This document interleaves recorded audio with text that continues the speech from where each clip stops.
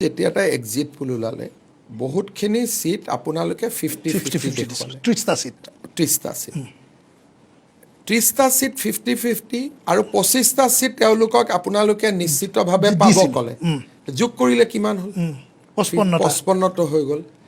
55টা তেওঁলোকে 10টা মাইনাছ কৰিলে 45টা হ'ল তেওঁলোকৰ কথাটো আছিল যে 45টাৰ পৰা 50টাত আমি জিকিম আৰু বিপিএফৰ 10টা আৰু এজিপিৰ 10টাক লৈ বা 8টাক লৈ আমি চৰকাৰ গঠন কৰিম আৰু ইতিমধ্যে বিপিএফৰ সেকেন্ড লেভেলত এই প্ৰস্তাৱটো প্ৰেৰণো কৰা হৈছিল আচ্ছা আৰু এগৰাকী মহিলা আগতে সাংবাদিক আছিল মই নাম নকওঁ তেওঁ নিজে প্ৰস্তাৱটো লৈ পেলাই কোকৰাঝাৰত কেম্প কৰি আছিল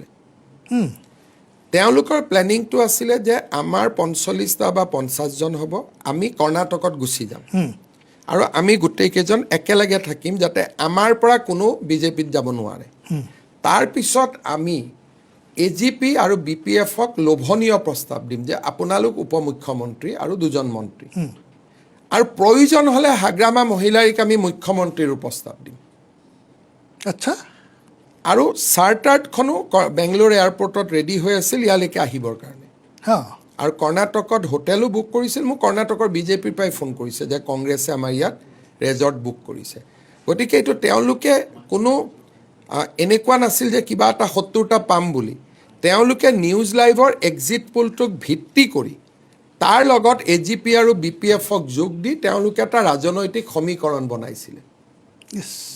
আৰু মই গমো পাই আছিলোঁ এইটো বেলেগ কথা কিন্তু গোটেই অংকটো সেইটো আছিল আৰু